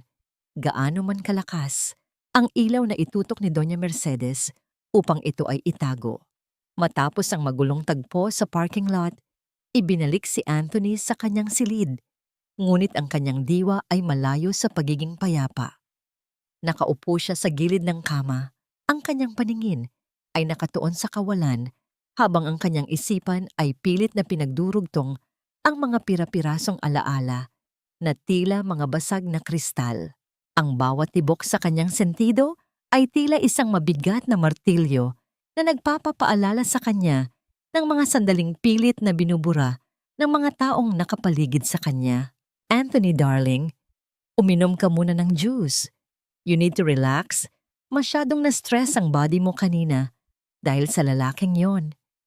Ang malambing ngunit tila plastic na boses ni Cassandra ang bumasag sa katahimikan. Inilapag nito ang baso sa bedside table. Ang amoy ng kanyang mamahaling pabango ay humahalimuyak sa silid.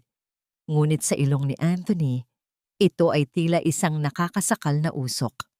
Napansin ni Anthony ang panginginig ng mga daliri ni Cassandra habang inaayos nito ang mga bulaklak sa florera. Bakit tila takot ang babaeng ito? Kung siya ang tunay na nagmamahal sa kanya, bakit tila may mga pader sa pagitan ng kanilang mga kwento? Cassandra, tawag ni Anthony. Ang kanyang boses ay malamig at puno ng pagsusuri. Sabi mo, magkasama tayo noong gabi bago ang aksidente. Pero bakit sa tuwing ipinipikit ko ang aking mga mata, hindi ang mukha mo ang nakikita ko sa gitna ng ulan? Bakit ang nararamdaman ko ay ang init ng isang kamay na magaspang dahil sa trabaho at hindi ang iyong malambot na palad? Ang pag-iwas ng tingin ni Cassandra at ang biglaang paglamig ng ekspresyon nito ay sapat ng sagot para kay Anthony. Ang mga kasinungalingan ay nagsisimula ng mabitak at ang bawat paliwanag ni Cassandra ay tila isang kanta na wala sa tono, masakit sa pandinig at mahirap paniwalaan. Nang lumaon ang gabi at tuluyan ng lumisan ng kanyang ina at si Cassandra, dahan-dahang tumayo si Anthony. Ang kanyang mga hakbang sa makapal na alpombra ay walang tunog, tila isang magnanakaw sa sarili niyang tahanan. Nagtungo siya sa maliit na silid sa dulo ng pasilyo ang silid na inilaan para kay Felicidad. Ang amoy sa loob ay simple, amoy ng malinis na labada at bahagyang bakas ng kape. Isang amoy na nagbigay sa kanya ng kapayapaang hindi niya nahanap sa sarili niyang marangyang higaan. Ito ang golden moment ng kanyang gabi. Ang mapagtanto na sa maliit at payak na espasyong ito, nararamdaman niya ang tunay na koneksyon na pilit na ipinagkakait sa kanya. Sinimulan niyang suriin ang silid ng may pag-iingat. Sa ilalim ng maliit na kama, may isang bagay na bahagyang nakausli. Yumuko si Anthony. Tinitiis ang bahagyang kirot sa kanyang ulo at inabot ang isang maliit na kwaderno na may kupas na pabalat. Isang diary. Ang marahang pagbukas niya sa mga pahina ay nagdulot ng isang mahinang kaluskos ng papel na sa katahimikan ng gabi ay tila isang pagsusumamo para sa katarungan. Sa bawat salitang nakasulat sa loob, sa bawat luhang nag-iwan ng marka sa papel, nababasa ni Anthony ang kasaysayan ng isang pag-ibig na hindi kailanman naging kasinungalingan. Ang kanyang mga mata ay nanlaki nang mabasa ang isang pahina na may petsang 1 linggo bago ang aksidente. Nakasulat doon ang tungkol sa isang kontrata ng pagsisisi at ang mga banta ni Doña Mercedes na ipapakulong si Nanay Susing kung hindi aalis si Feli. Ang bawat letra ay tila sumisigaw sa kanya, naglalantad ng tunay na kulay ng kanyang sariling ina. Ngunit ang pinakamabigat na dagok ay ang huling pangungusap sa pahinang yon na nakasulat sa nanginginig na tinta. Mahal kita, Anthony, kaya kahit masakit, pipiliin kong maging masama sa paningin mo para lang manatili kang ligtas sa sarili mong pamilya. Nabitawan ni Anthony ang diary habang ang kanyang buong katawan ay nanginginig sa matinding emosyon. Ang bawat pira-pirasong alaala ay biglang nagdikit-dikit, tila isang baha na humampas sa kanyang kamalayan. Hindi siya iniligtas ng kanyang pamilya. Siya ay kinulong sa isang mundong gawa sa panlilinlang. Sa gitna ng dilim ng maliit na silid, isang matinding galit ang namuo sa kanyang dibdib. Ngunit mas matindi ang hapdi ng pagsisisi. Paano niya haharapin si Felicidad matapos ang lahat ng pangaalipusta na hinayaan niyang mangyari? At sa labas ng pintuan, ang marahang tunog ng mga yabag sa pasilyo ay nagpapahiwatig na may nakatuklas sa kanyang pagpasok sa silid na yon. Sino ang nagbabantay sa kanya sa dilim at handa ba siyang itaya ang lahat upang mabawi ang katotohanang matagal nang ninakaw sa kanya? Magpakitang tao ka na lang, Hiya, at huwag mong subukang dungisan ang gabing ito ng iyong mababang uri. Mag-abot ka ng inumin at manatiling tikom ang bibig. Ang bulong na yon ni Doña Mercedes ay tila isang malalamig na lason na pilit isinisiksik sa pandinig ni Felicidad habang inaayos ng matanda ang kwelyo ng kanyang mamahaling bestida sa harap ng malaking salamin. Sa labas ng silid, umaalingaw-ngaw ang banayad na tugtog ng biolin at ang halakhakan ng mga maimpluwensyang panauhin na dumalo para sa anunsyo ng bagong proyekto ng Del Rosario Foundation. Nakatayo si Feli na may hawak na tray. Ang kanyang puting uniforme ay malinis, ngunit tila isang sadyang paalala ng kanyang pagiging hamak sa gitna ng karangyaan.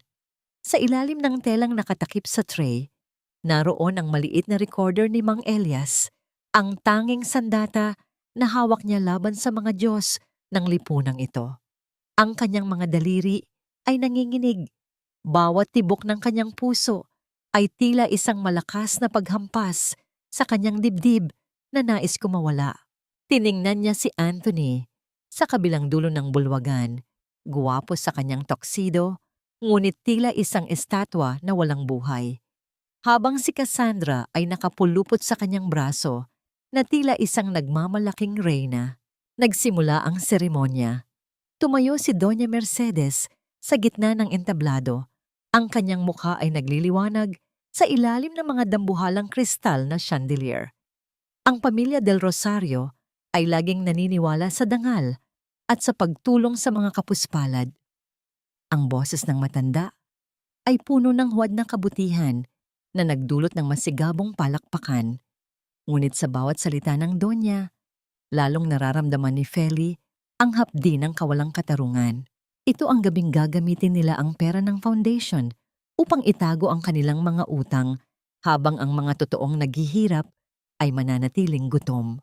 Sa gitna ng katahimikan, matapos ang talumpati, dahan-dahang humakbang si Feli patungo sa gitna ng bulwagan. Ang bawat hakbang niya sa makintab na sahig ay tila isang mapangahas na hamon sa tadhana. Ang mga panauhin ay nagsimulang magbulungan. Nagtataka kung bakit ang isang utusan ay nasa gitna ng entablado. "Who do you think you are? Get out of here!" Ang pasigaw na bulong ni Cassandra, ang kanyang mukha ay namumula sa galit at kahihiyan. Ngunit hindi natinag si Feli. Inilapag niya ang tray at dahan-dahang pinindot ang maliit na kagamitang itim. Ang banayad na paglapat ng kanyang daliri sa pindutan ay nagdulot ng isang nakabibinging katahimikan sa buong silid bago bumoses ang katotohanan. Umalingaw-ngaw sa buong bulwagan ang boses ni Doña Mercedes, malinaw at walang pag-aalinlangan. "Ilipat mo ang pondo ng foundation sa personal account ko. Hindi na kailangang malaman ni Anthony. Ang mahalaga ay mapanatili natin ang image ng pamilya kahit na nabubulok na tayo sa utang." Sinundan ito ng boses ni Cassandra na tumatawa. "At ang tinderang iyon? Don't worry, tita. I've already made sure she looks like a liar in front of Anthony. He'll never believe a street girl over me." Ang bawat salitang lumalabas sa speaker ay tila mga sampal sa mukha ng mga dumalo. Ang mga bulungan ay napalitan ng matinding gulat at pagkondena. Ang mukha ni Doña Mercedes ay nawalan ng kulay, tila isang bangkay na pilit itinatago sa ilalim ng makapal na makeup. Sinubukan ni Cassandra na sunggaban ng recorder mula kay Feli. Ang kanyang mga kuko ay akmang kakalmot sa mukha ng dalaga. Ngunit isang matibay na kamay ang humarang sa kanya. Si Anthony. Humakbang siya sa pagitan ni Feli at ng mga babaeng nalinlang sa kanya ng matagal na panahon. Ang kanyang mga mata ay hindi na blangko. Naroon ang apoy ng pagkilala, ang bigat ng pagsisisi, at ang talim ng katarungan. Tiningnan niya ang kanyang ina, pagkatapos ay kay Cassandra, bago muling bumaling kay Feli nang may matinding pait at pagmamahal. "Naalala ko na ang lahat, ina." Ang boses ni Anthony ay malalim at nanginginig sa matinding emosyon, sapat na lakas upang marinig ng lahat sa silid. "Naalala ko ang ulan sa Ben-Exi. Naalala ko ang bawat sakripisyo ni Feli na pilit ninyong nakuha sa akin sa pamamagitan ng inyong mga kasinungalingan. Ang diary na tinago ninyo, ang mga banta ninyo kay Nanay Susing. Alam ko na ang lahat." Yumuko si Anthony at dahan-dahang hinawakan ang nanginginig na kamay ni Feli. Ang init ng kanilang pagdampi ay tila isang paghilom sa libu-libong sugat na kanilang pinagdaanan. Sobra na ang pananahimik. Tapos na ang dula ninyo. Sa ilalim ng mga nagliliwanag na ilaw ng mansyon, habang ang mga anino ng kasinungalingan ay tuluyan ng pinuputol ng katotohanan, isang katanungan ang naiwan sa hangin. Pagkatapos ng ganitong kalaking paghahayag, may puwang pa ba para sa patawad? O ang gabi bang ito ang magiging huling alaala ng isang pamilyang tuluyan nang gumuho ang dangal? Ang katahimikan na bumalot sa bulwagan matapos ang paghahayag ay tila isang mabigat na kumot na sumasakal sa bawat hininga ni Doña Mercedes. Ang mga panauhin na dati ay naguunahan sa pagpuri sa kanya ay dahan-dahang nagsimulang lumisan. Ang kanilang mga bulong ay tila mga huni ng mga kuliglig na nagbabadya ng isang malaking sakuna. Walang sino man ang nagtangkang lumapit o humawak sa kanya. Iniwan siyang nakatayo sa gitna ng entablado, isang reynang nawalan ng kaharian sa loob lamang ng isang gabi. Ang bawat kumikislap na chandelier sa itaas ay tila mga mapanghusgang mata na nakatitig sa kanyang pagkagapi. Hindi nagtagal. Ang malakas na pagbukas ng malaking pinto ng mansyon ay naghatid ng mga tauhan ng batas. Sa pangunguna ni Mang Elias na may bitbit na mga dokumentong magpapatunay sa mga ilegal na transaksyon ng pamilya, Dahan-dahang pinaligiran ang bulwagan. Ngunit bago pa man harapin ni Doña Mercedes ang mga pulis, nakita ni Felicidad ang pagkaladkad kay Gardo palabas ng bakuran. Ang kanyang amain, na dati ay tila isang dambuhalang halimaw sa kanyang paningin, ay mukhang isang basang sisiw habang pinupusasan. Ang marahas na pagtulak sa kanya patungo sa loob ng sasakyan ng mga pulis ay hindi lumikha ng ingay para kay Feli. Ngunit sa kanyang isipan, iyon na ang tunog ng pagguho ng mga pader ng takot na nagkulong sa kanya sa loob ng maraming taon. Sa wakas, ang hustisya na akala niya ay para lamang sa mayayayman ay dahan-dahang dumadampi sa kanyang mga palad. Sa loob ng opisina, ang mga miyembro ng Board of Directors ay hindi nagpakita ng anumang awa. Sa pamamagitan ng isang mabilis at formal na boto, tinanggal si Doña Mercedes sa lahat ng kanyang posisyon sa kumpanya at sa foundation. Ang lahat ng kanyang mga ari-arian na nakapangalan sa korporasyon ay pansamantalang kinuha upang mabayaran ang mga utang na kanyang itinago. Ang marangyang buhay na kanyang binuo sa ibabaw ng mga kasinungalingan ay tila isang kastilyong buhangin na tinangay ng malakas na alon. Si Cassandra naman ay mabilis na tumakas palabas. Ang kanyang muka ay pilit na tinatabunan ng kanyang mamahaling bag upang maiwasan ang mga kamera ng media na nag-aabang sa labas. Ang kanyang reputasyon sa mataas na lipunan ay tuluyan ng naging abo. Habang nagaganap ang kaguluhan, si Anthony ay nasa kanyang silid. Walang galit sa kanyang mukha, kundi isang malalim at matahimik na determinasyon. Dahan-dahan niyang inilagay sa isang maliit na bag ang ilang piraso ng kanyang damit, ang diary ni Feli at ang maliit na krus na ibinigay sa kanya ni Nanay Susing.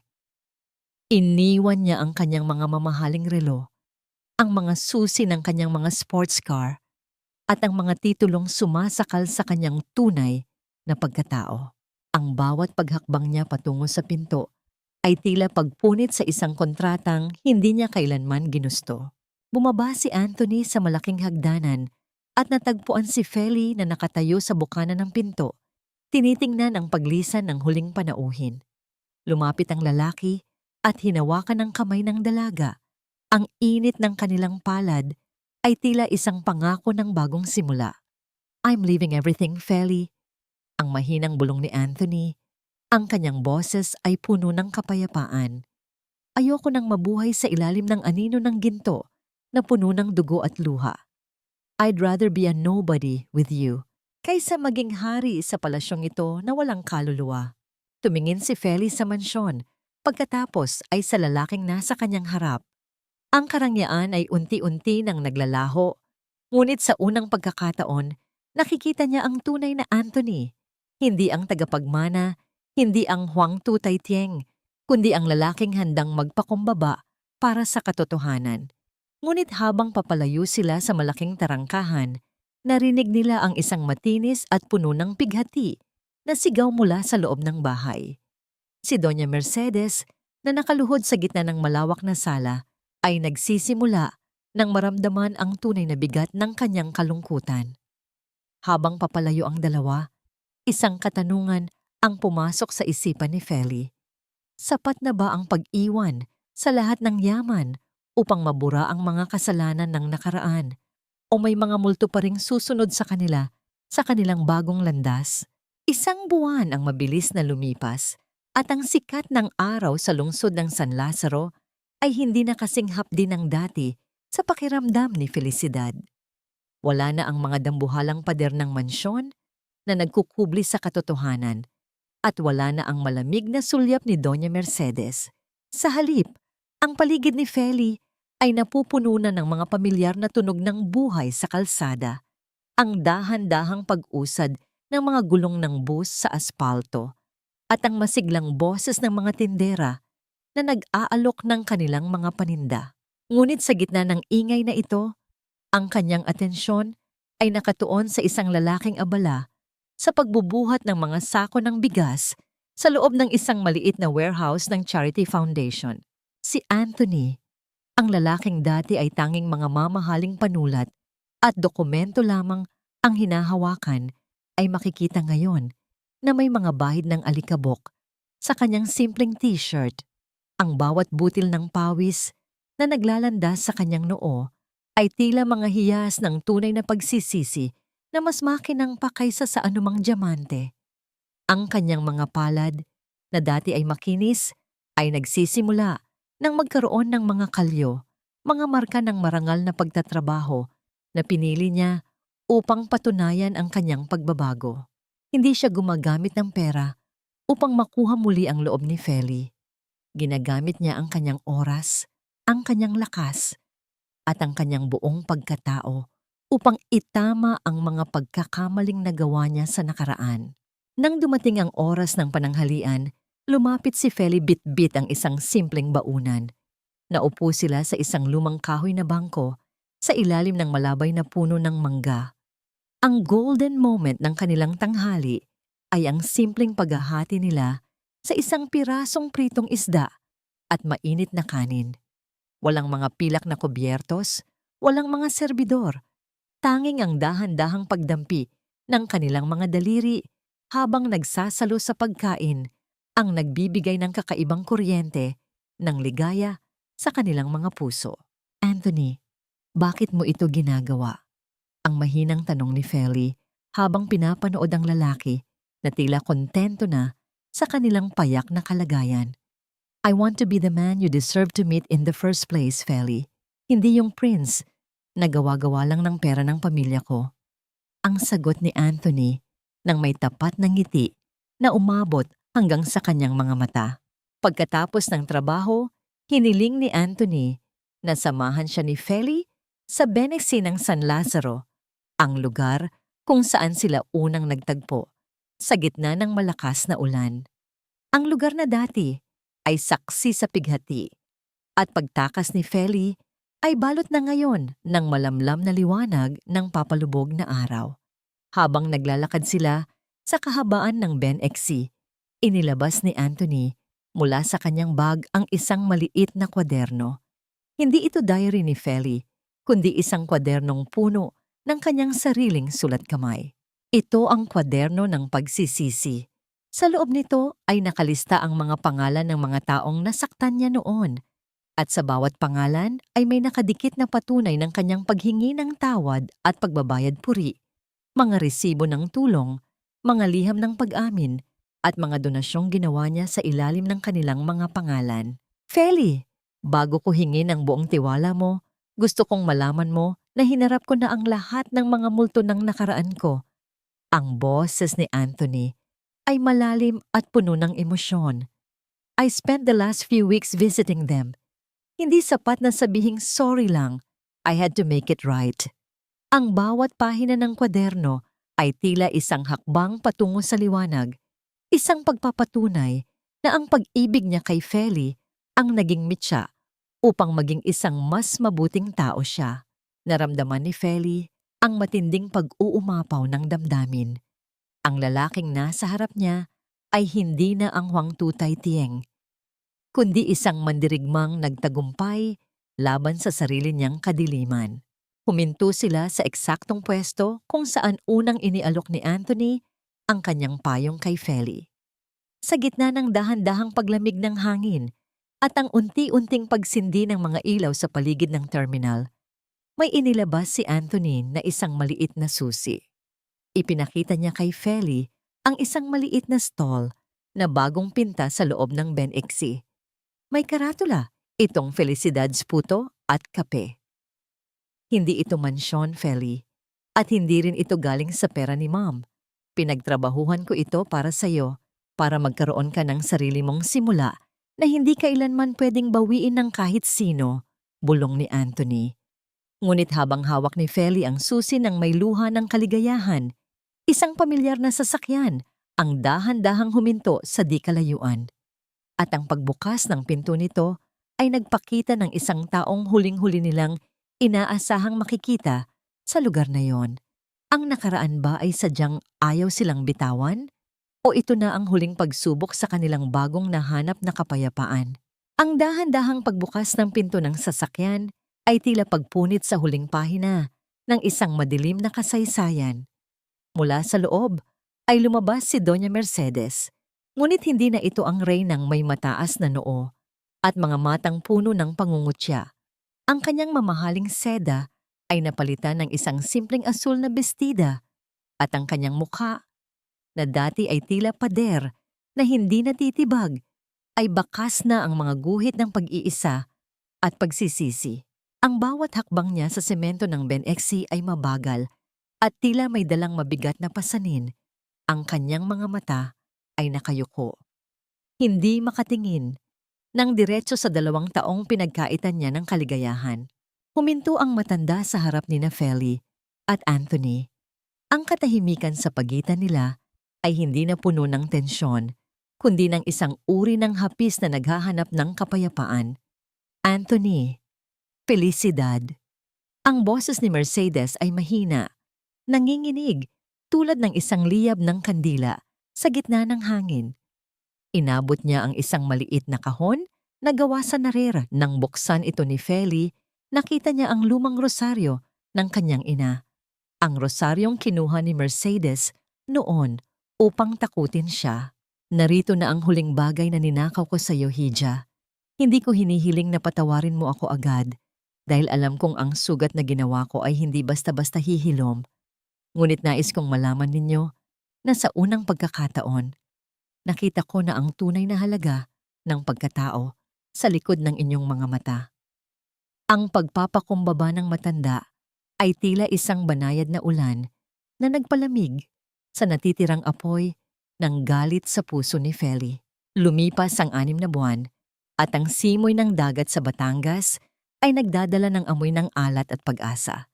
Sa isang maliit na bahay na nakaharap sa dalampasigan, nakatayo si Felicidad habang pinapanood ang mga bata na naglalaro sa buhanginan. Ito ang center na itinayo nila ni Anthony, isang kanlungan para sa mga kababaihang dumanas ng karahasan at pait ng buhay tulad niya noon. Dito, ang bawat kwento ng pighati ay tinatapatan ng pakikinig at ang bawat luhang pumapatak ay tinutuyot ng tunay na pagkalinga. Hindi na siya ang tinderang tumatakas sa dilim. Siya na ang liwanag na nagtataboy sa dilim ng iba. Naglakad si Anthony palapit sa kanya. Ang kanyang mga yapak sa basang buhangin ay tila isang ritmong nagbibigay ng kapanatagan. Wala na ang kanyang mga taksido. Suot niya ang isang simpleng puting polo na nakatupi ang mga manggas at ang kanyang mga mata ay sumasalamin sa payapang asul ng karagatan. Inilabas niya ang kwaderno ng pagsisisi na ngayon ay halos puno na ng mga marka ng pagtatapos. Ang bawat pangalang nakasulat doon ay may katapat ng kwento ng paghilom. Ito ang kanyang alay kay Feli, isang buhay na inilaan sa pagtutuwid ng bawat mali, isang pag-ibig na hindi lamang binubuo ng mga salita, kundi ng mga gawa.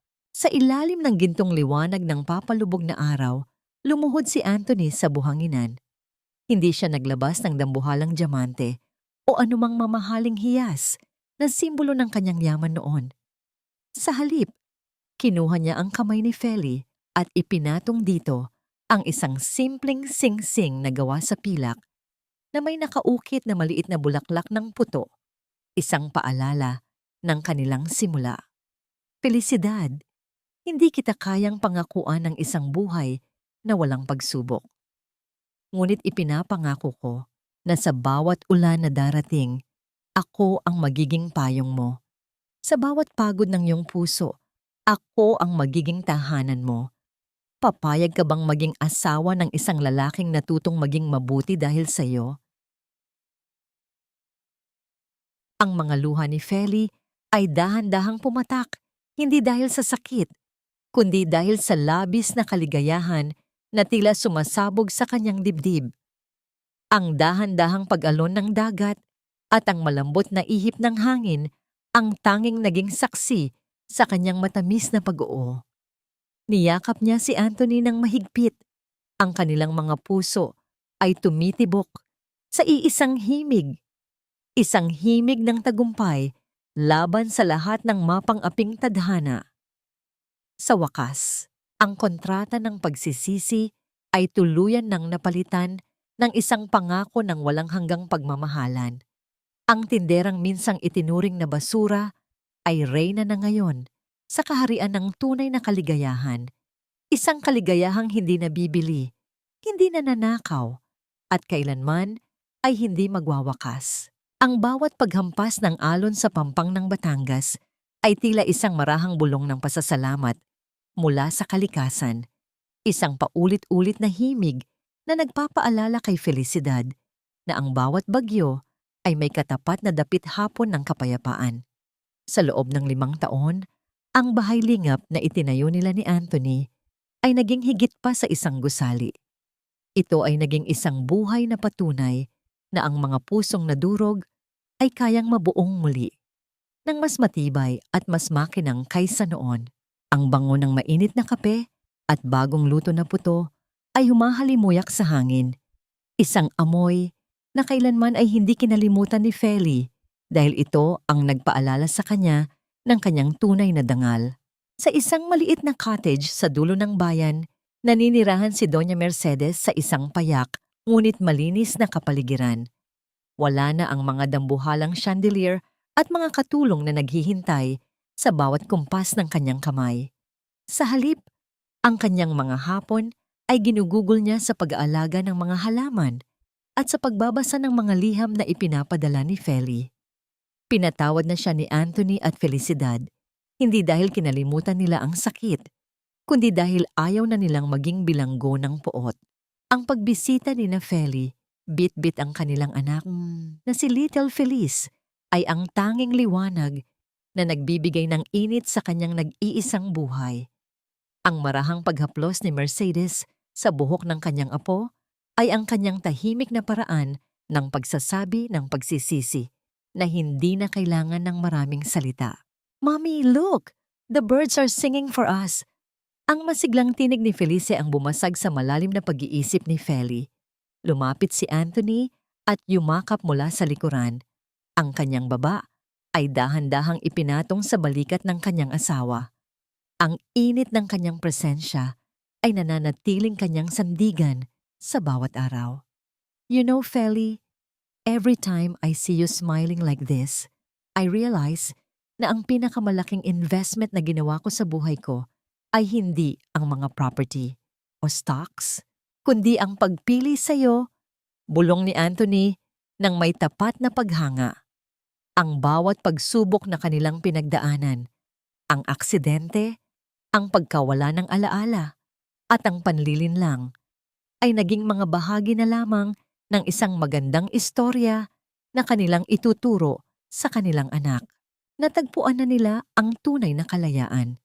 Ang kapayapaang tinatamasa nila ngayon ay hindi dahil sa kawalan ng problema, kundi dahil sa kaalamang kaya nilang harapin ang kahit ano, basta't magkahawak kamay sila. Si Mang Elias at Nanay Susing ay nananatiling kapiling nila. Tinatamasa ang isang marangal na pagtanda na malayo sa takot at pang-aapi. Ang katarungan ay hindi lamang nakita sa pagpapakulong sa mga nagkasala, kundi sa pagbangon ng mga biktima upang maging tagapagligtas din ng iba. Ang bawat buhay na natutulungan nila sa center ay isang pahina ng pasasalamat na idinaragdag nila sa kanilang sariling kontrata ng pag-ibig. Ang aral na nais iwan ng kwentong ito sa bawat tagapakinig ay simple ngunit malalim.